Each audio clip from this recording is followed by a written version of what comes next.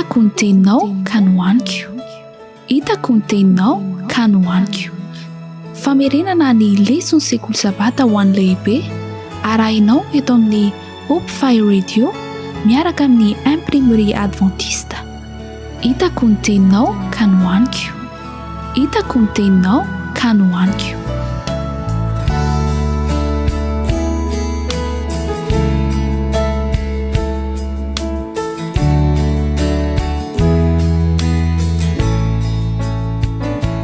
Mbola faly miarabantsika mpiara-mianatra malala natratra indray ty fotoana izay ahafahantsika mamerina ny lesona sekoly sabata ity. Tonga eo amin'ny lesona faha 1ambin'ny sahady isika izay nampitondraina ny lohateny manao hoe inona moa no mbola azo natao ka tsy efa nataoko. Alohan'ny hidirantsika amin'izany anefa dia manasanao manokana hanondrika androanao fa hivavaka isika.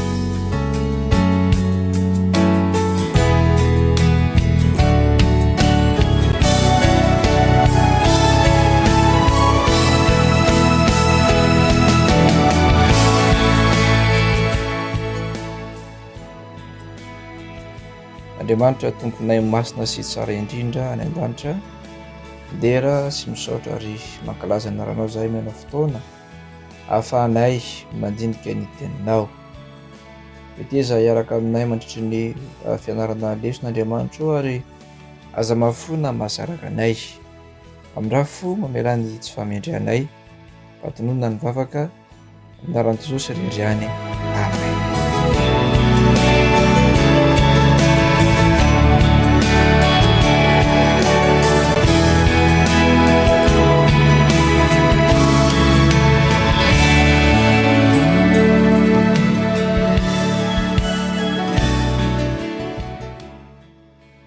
Inona moa no mbola azo natao ka tsy efa nataoko. Ny andininy natao fitadidy dia ilay voalaza ao amin'ny Jaona 7:20 ny andininy 7:30. Filazantsara nosoratan'i Jaona 7:20 ny andininy 7:30. Ary Pilato taminy, mpanjaka va ary anao? Jesosy namaly hoe, voalazanao fa mpanjaka aho. Izao no nahaterahako ary izao no niaviako amin'izao tontolo izao, dia ny hanambara ny marina, izay rehetra avy amin'ny marina dia miaino ny feoko. Ao amina gazety boky anankiray izay atao hoe guide na guide zany, taona vitsivitsy lasa izay dia nisy tantara na tovolahy ankizy anankiray raha marimarina kokoa izay tena mahaliana, izay navoaka tao amin'io gazety boky io. Zalahy iray antsoina hoe Denis no ifandohan'ny tantara. Kamboty izy ary notezain'ny fianakaviana iray nandritry ny vanim-potoana an-tenantenany. Nefa i Denis dia nankahala tanteraka ny mpanjaka nisy teo amin'ny fireneny. Ny antony dia izao: rehefa narary ny ray aman-dreniny dia nentin'ny miaramila ny mpanjaka izy ary tsy nahita azy ireo intsony. Teoriana voafantany fa nosarahan'ny mpanjaka izy ireo mba tsy ahazo ny sisa velona tamin'izany fotoana izany ny orohoro ny pesta-mainty. Rehefa tsapany izany dia nanaisotra ny fahankalana tao am-pony Denis. Fahankalana ny mpanjaka io dia saika nokolokoloiny nandritry ny androm-piainany manontolo. Izay rehetra nataon'ny mpanjaka nefa dia nataony noho ny fitiavany ny vahoakany. Ankehitriny ihany koa ry namako dia izao, maro ireo olona, maro isika no mitovy amin'ny Denis rehefa mihevitra ny momba an'Andriamanitra. Betsaka ny olona nitao-jamba ka ny faharatsiana hitany na ny ainany no mahatonga azy ireo ankaala andahin'Andriamanitra. Ametra-panontaniana izy ireo manao hoe, aiza Andriamanitra ao anatin'ny fijaliana? Raha tsara Andriamanitra, nahoana ny be ny faharatsiana? Manampy antsika amin'ny fahatakarana izany lohahevi-dehibe izany ilay fifanandrinana lehibe. Saingy fanontaniana maro no mbola mipetraka, kanefa izao, raha tsy afa-po amin'ny ezaka rehetra ataontsika isika mba ahazoana valiny, dia afaka mibanjana an' Jesosy eo amin'ny fijaliana ka mahita ho aminy fa azo itokina tanteraka Andriamanitra. na dia mikasika ireo fantana rehetra izay tsy mbola voavaly hatramin'izao aza. Fampidirana ny resitsika lesona sabata eny.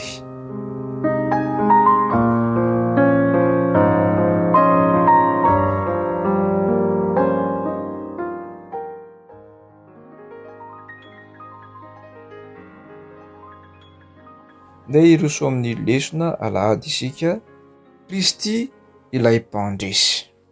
Marina ary tena ekena, tsy azo lavina, fa misy fahavalo am-perinasa izay antsoina Kristy hoe andrian'izao tontolo izao, kanefa Jesosy ihany no tena mpanjaka an'izao rehetra izao. Andreso antsika Kristy, ary ao amin'ny irery ihany no azontsika fandresena, na dia ao anatin'ny ady sarotra, na dia ao anaty fahoriana azy isika, dia ao amin'ny irery ihany no azontsika fandresena.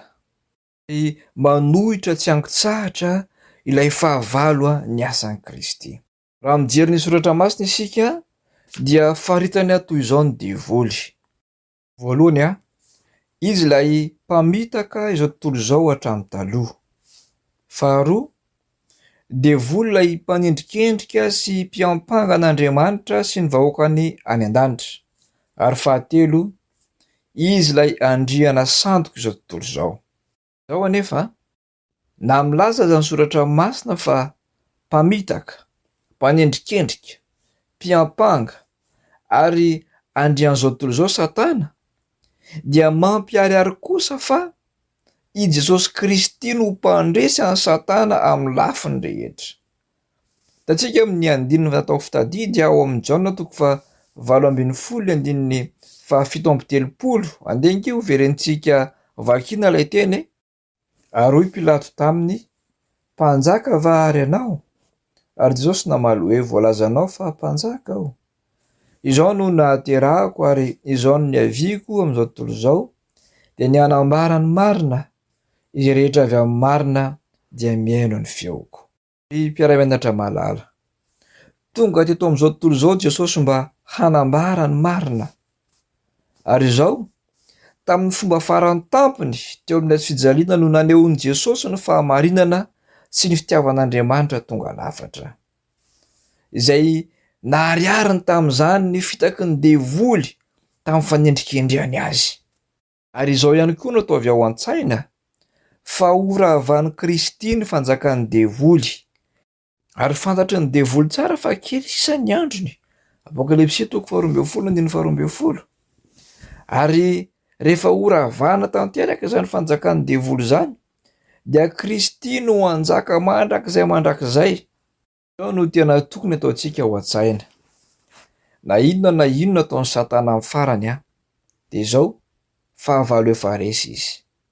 Ary ny fitakitsika isan'andro ny fandraisan'i Kristy irery ihany, sy ny fitakitsika ireo teny fikasana omena azy fijalinantsika, izay no vahaolana ho aso anao. Fantatsika tsara hoe iza no mandresy ao anatin'ilay fifanandrinana lehibe. Didio fa misy fiantraikany amin'izay mety ho anjarantsika amin'ny farany, ny safidy ataontsika isan'andro. Isika isafidy handany amin'ilay andriana sandoka, dia ny devoly izany, na isika misafidy handany amin'ilay andriana tena izy, dia Kristy izany.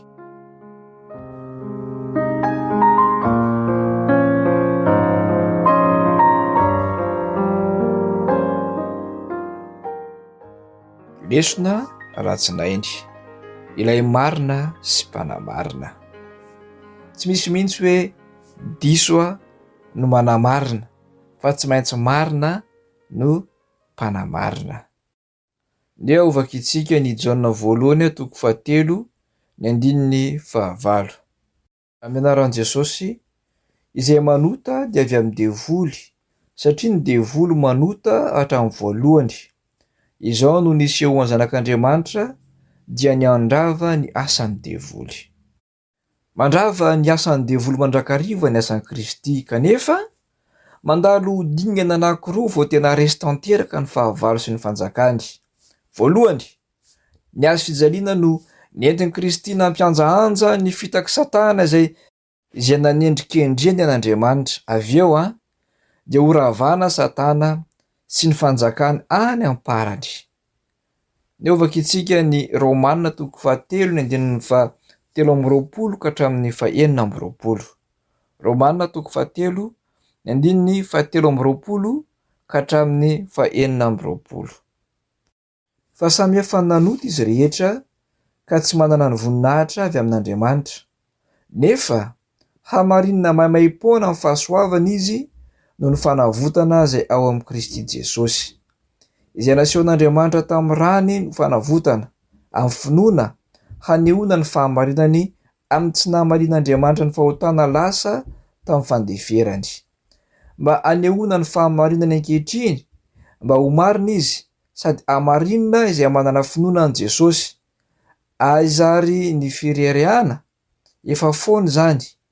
Amin'ny lalàna manao ahoana? Amin'ny lalàna ny asa va? Tsia, fa amin'ny lalàna ny finoana. Koa amin'izany dia ataontsika fa finoana no hanamarinana ny olona fa tsy ny asan'ny lalàna. Araka ny efa hitantsika dia ambaran'ilay fahavalo na i Satana izany devoly ho tena diso sy loza be Andriamanitra. Kanefa fanehoana faratampo ny fahamarinany sy ny fitiavany no nomen'Andriamanitra ao amin'ny Kristy tamin'ny alalan'ny azy fijaliana. Ao amin'ny boky ilay fitiavana mandresy takelaka fa 1:20 dia misy teny toy izao. Taorian'ny nahafatesan'i Jesosy no resahana eto. Hitan'ny Satana fa afaka ny nanaronany ny fitaka nataony. Mivelatra mivandravandra eo anatrehany anjely tsy nanota sy eo anatrehan'izao tontolo izao any an-danitra ny fomba fitondrany. Tamin'ny nandatsahany ny rano zanak'Andriamanitra dia nanongotra ny tenany tsy ho tian'ireo mponina any an-danitra intsony izy. I Satana no resahana eto. Rehefa mijery sika makany amin'ny Apokalipsy 12:10 sy ny hatramin'ny 12 andeha hovakitsika mihitsy. Apokalipsy 12:10 ka hatramin'ny 12 amin'ny anaran'i Jesosy. Dia nare feo mahery tany an-danitra aho nanao hoe, ankehitriny dia tonga ny famonjena sy ny hery sy ny fanjakan'Andriamantsika ary ny fahefan'i Kristy satria nazera ilay mpiampanga ny rahalahintsika dia ilay miampanga azy eo anatrehan'Andriamanitra andro aman'alina, ary izy ireo aharesy azy noho ny amin'ny rano zanak'ondry sy ny teny filazana azy, ary tsy nankamamin'ny aina intsony izy na dia ho faty aza. Ary noho izany mifalia lanitra sy anareo izay amonina ho aminy, loza ho amin'ny tany sy ny ranomasina, fanidina ho aminareo ny devoly sady manana fahatezerana lehibe satria fantany fa kely sisa ny androny.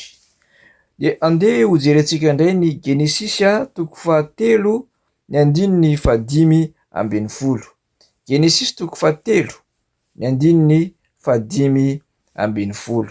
Toy izao no vaky ny teny amin'ny anaran'i Jesosy.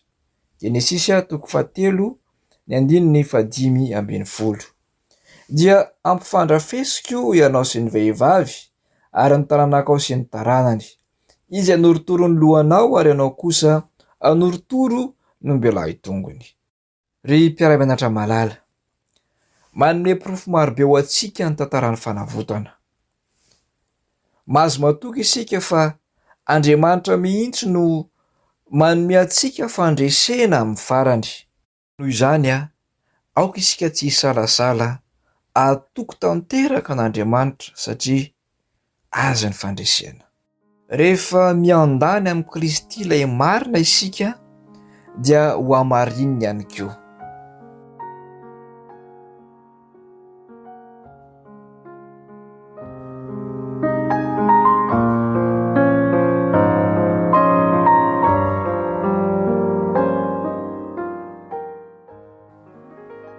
Lesona talata ny iran'ny malalako.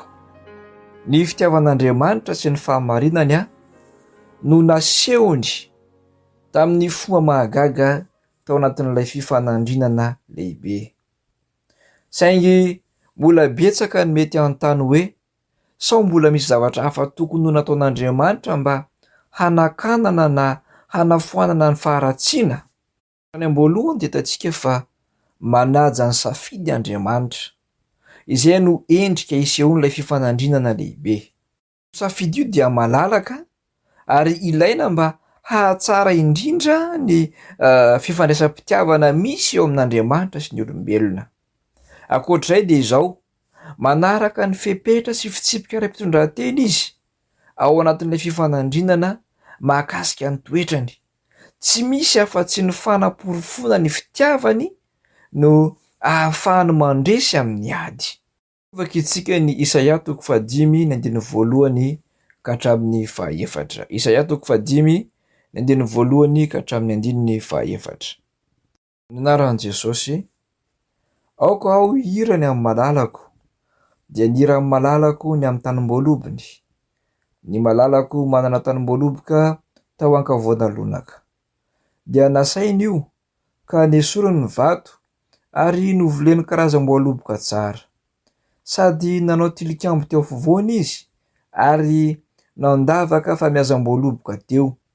Dia nanantena azy hamoa voaloboka tsara izy kanjo namoa voalobo-dratsy.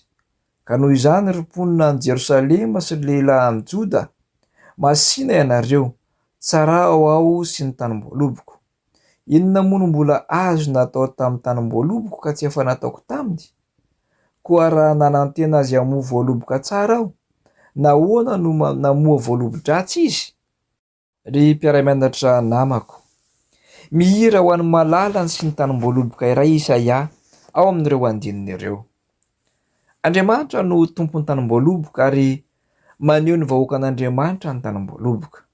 Kanefa azo hitarina koa mahafoaka ny asan'Andriamanitra lehibe eto amin'izao tontolo izao izay voambara eto. Araka ny nolazain'ireo andininy izay novakintsika teo dia izao: nanao izay rehetra azony natao ny tompon'ny tanimboloboko, Andriamanitra izany, mba hamokaran'ilay tanimboloboko voaloboka tsara. Ny fikarakarana natao dia tokony hamoa voaloboka tsara ilay tanimboloboko kanjo namoa voalobo-dratsy izy. Namokatra voaloboka simba sy lo ilay tanimbolobok'Andriamanitra. Andriamanitra mihitsy no nandray fitenenana ao amin'ny Isaia 5:1 manasa ny olona hitsara azy sy ny tanimbolobony, ary nametraka fanontaniana manan-danja lehibe izy ao amin'ny 4 manao hoe: inona moa no mbola azo natao tamin'ny tanimboloboko ka tsy efa nataoko taminy? Koa raha nanantena azy hamoa voaloboka tsara aho, nahoana no namoa voalobo-dratsy izy? Mahavariana tokoa fa manasa ny hafa mihitsy Andriamanitra mba hitsara izay nataony.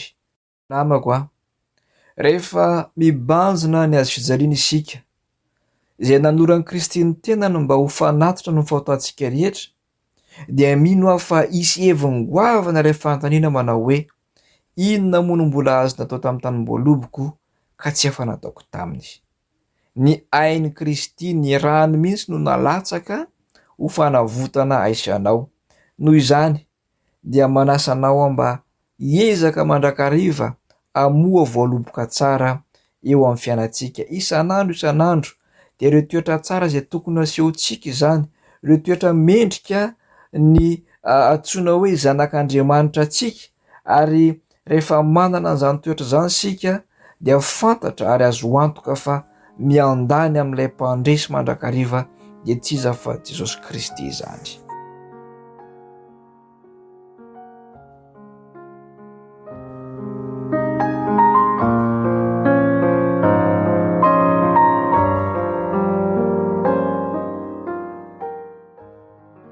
Lesona alarobia, fanoharana momba ny tanimboloboko. Ao amin'ny Matio 1:20 dia nanao fanoharana momba ny tompon'ny tanimboloboko iray Jesosy. Ary ao anatin'io Matio 1:20 io indray no jerentsika hoe Matio 1:20 andininy 7:30 ka hatramin'ny andininy 7:30.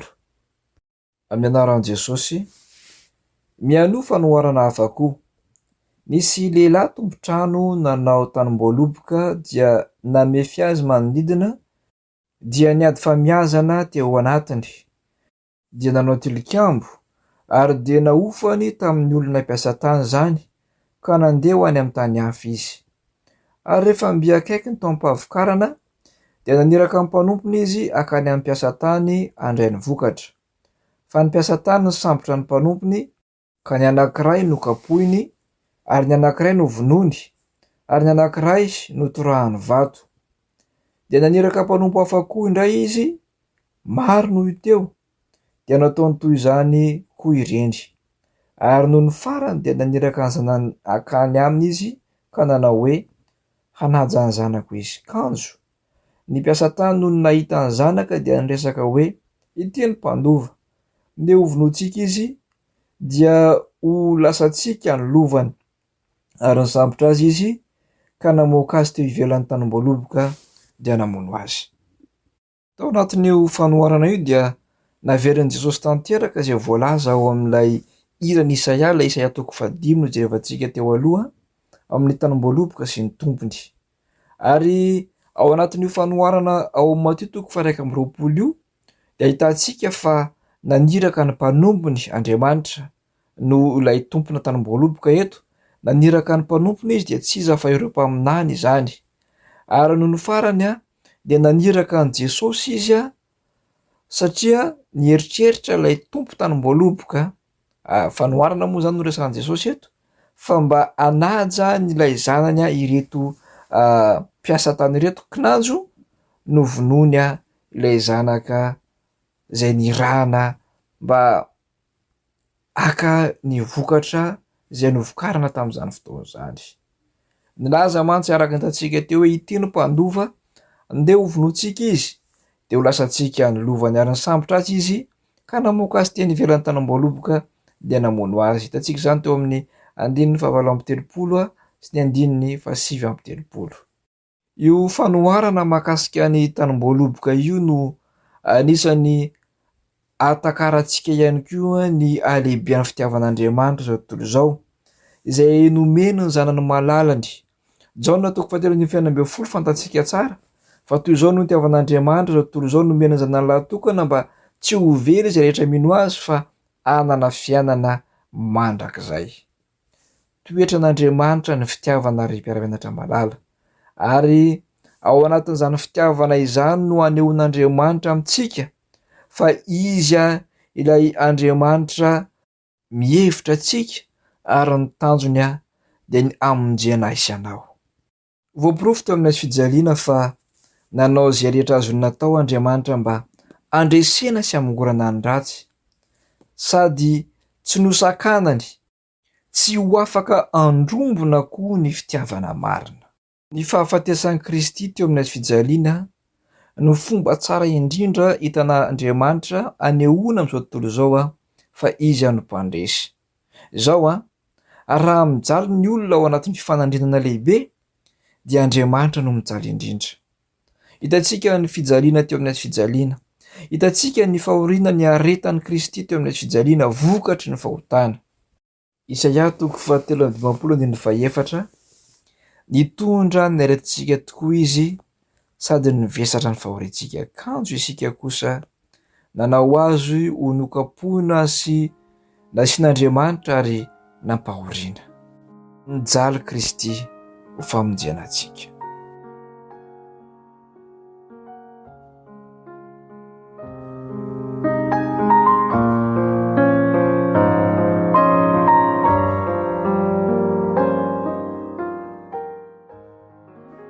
Lesona alakamisy, voaporofo fa marina Andriamanitra. Izao amin'ny farany dia ho voaporofo fa marina amin'ny lafiny rehetra Andriamanitra. Miharihary tsy misy aloky ny fisalasalana ny fahamarinana sy ny fitiavan'Andriamanitra tonga lafatra no ny asany ray sy ny zanaka ary ny fanahy masina, ilay Andriamanitra telo izay iray ao amin'ny drafim-panavotana. Azo lazaina hoe isika olombelona izay voary tsotra no fironan'Andriamanitra no asaina amin'ny tsara ny toetrany ao amin'ny Romana 3:5 raha mamaky izany isika, na dia tsy manana fahefana na azohy tsara an'Andriamanitra akory ara isika. Amin'ny farany rehefa hosokafana ny boky ny namako, rehefa hosokafana ny boky dia ho hitantsika pirofo fa tena marina sy mahitsy tokoa Andriamanitra. Aneo ny tenany ho marina eo anatrehany voary manan-tsaina rehetra Andriamanitra amin'izay fotoana izay, ary amin'izay no atsapany voary manontolo hoe marina sy mahitsy Andriamanitra ary marina ny lalàny. Ao amin'ny soratra masina iray manontolo dia hitantsika fa manan-danja amin'Andriamanitra ny anarany. Inona ny antony? Tsy afaka hanana fifandraisam-pitiavana lalina amin'ny olona iray isika raha tsy fantatsika ny toetrany na koa tsy azontsika itokiny izy. Raha misy olona milaza lainga mahatsiravina amin'ny vadinao na ny fofombadinao ohatra momba ny toetranao, tsy hanao izay rehetra azonao atao fe ianao anoherana izany lainga izany. Raha toa mantsy ka inon'ilay vady na ilay fofombady izay teny noresahana taminy nefa lainga, dia mety ho rava ilay fifankatiavana misy eo aminareo roa. Sa tsy marina ve izany? Amin'ny farany dia ho hamarin'Andriamanitra. Ho hamarin'Andriamanitra noho ny azy fijaliana sy ny drafim-panavotana iray manontolo.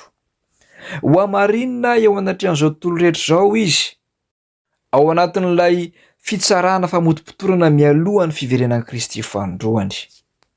Avy eo mandritra ny fitsarana aorian'ny fiavian'i Kristy izay hitsarana ny voavitra, dia hamarinina ihany koa Andriamanitra satria nomena fahafahana hijery ao amin'ny boky firaketana ny voavitra rehetra, mba ahitany ny antony nanaovan'Andriamanitra ny zavatra rehetra araka ny nataony.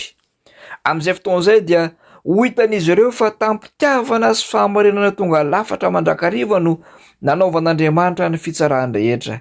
Ry namako, fanindriko raha izaho sy anao no ho isan'ireo voavitra izay anokatra izany boky izany, hijery izany boky izany ka ahita ny fomba fitsaran'Andriamanitra, ahita ny fomba sy ny antony rehetra nanosika an'Andriamanitra dia ny fitiavana izany nahatonga azy nanao ireny zavatra rehetra ireny. Iza amintsika ary no tsy manana fanontaniana marobe izay mila valiny? Tao mialoha ny faran'ny zavatra rehetra dia ho voavaly avokoa ireo fanontaniana ireo. Filipianina 4:10 sy 11. Amin'ny anaran'i Jesosy, mba ho amin'ny anaran'i Jesosy no andoalehan'ny lohalika rehetra, na ny any an-danitra na ety an-tany na any ambanin'ny tany, sy any an-kendala rehetra fa Jesosy Kristy no tompo, ho voninahitr'Andriamanitra ray. Anisan'ny fanaporofona ny fahamarinan'ny toetran'Andriamanitra avokoa izany rehetra izany ry namako. Mino fa izaho sy ianao dia mangetaheta fatratra ny hamalinan'ireo fanontaniana be da be izay manitikitika ny saintsika rehefa mahita ny tontolo iainantsika, mahita ireo zavatra ratsy mandalo henontsika na mifanena amintsika na iainantsika, dia ho avy ny fotoana izay hamalin'Andriamanitra ireny fanontaniana ireny. Ny angatahako aminao dia izao: maretatra amin'ny farany raha tianao ny andray ny valim-panontaniana mahafa-po avy amin'Andriamanitra. Fa ho avy ny fotoana izay anehoan'Andriamanitra sy hanomezan'Andriamanitra valiny ho antsika, ary hosokafan'Andriamanitra ny masontsika hatakatra izay tiany nampitaina tamintsika nandritra ireny fotoana lavabe izay niainantsika tao anaty fijaliana, tao anaty fahoriana, tao anaty ireny toe-javatra sarotra izay nolalovantsika ireny. Amin'ny farany dia ho hitantsika tokoa fa Andriamanitra dia marina ary tsy misy diso, tsy misy lainga eo anatrehany.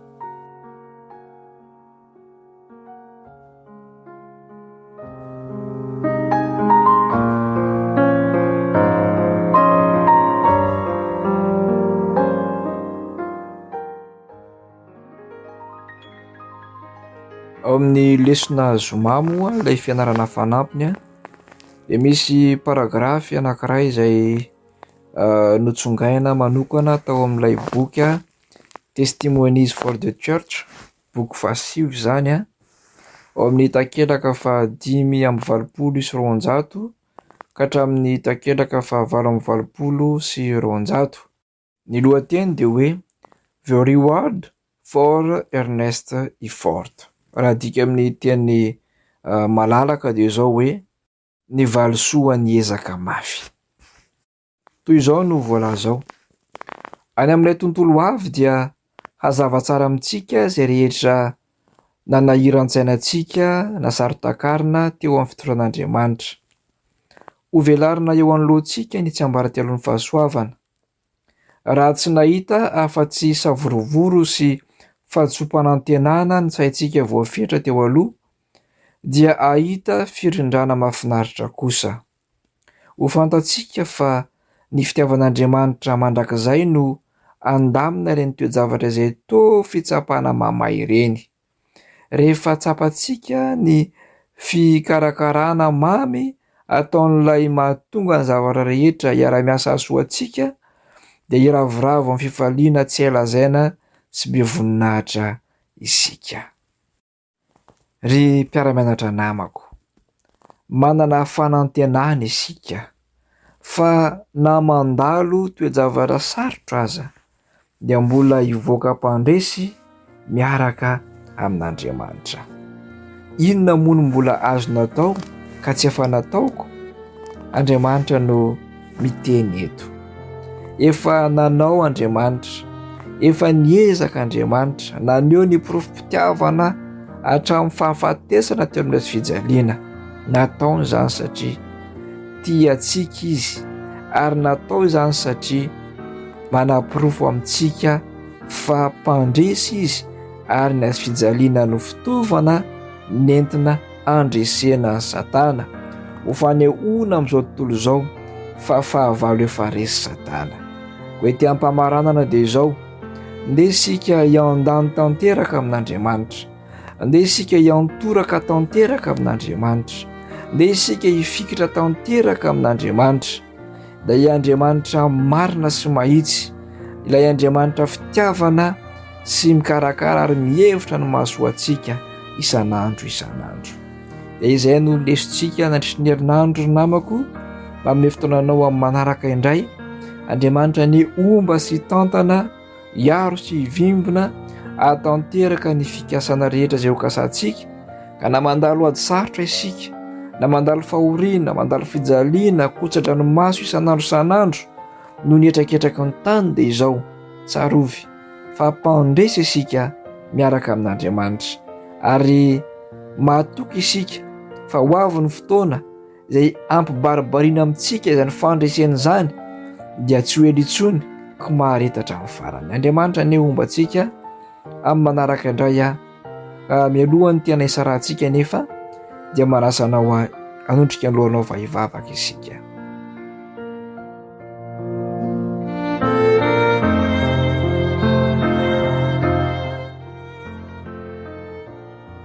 Andriamanitra tomponay masina sy tsara indrindra ny an-danitra ao, misaotra anao zahay nanomenao lesona izay mampafantatra anay fa nanao izay azo atao rehetra ianao mba hanehoana aminay fa resy Satana, ary mino izahay ankehitriny fa fahavalo efa resy izy, ary mino ihany koa izahay sy mahatoky fa rehefa miantetra aminao dia afaka mandresy an'i Satana.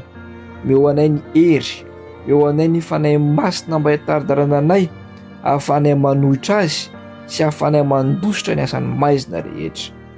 Dia mety eza araka aminay Andriamanitra ao, aza mahafona mahasaraka anay, fa tononona sy angatahana nohony amin'ny anaran'i Jesosy ilay tianay izany vavaka izany.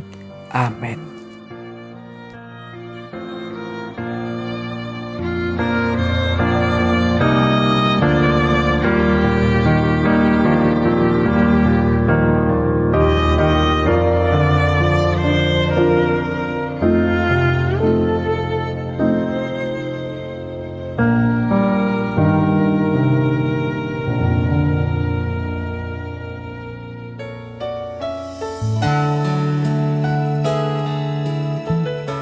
Hitako ny teninao ka nohaniko. Hitako ny teninao ka nohaniko.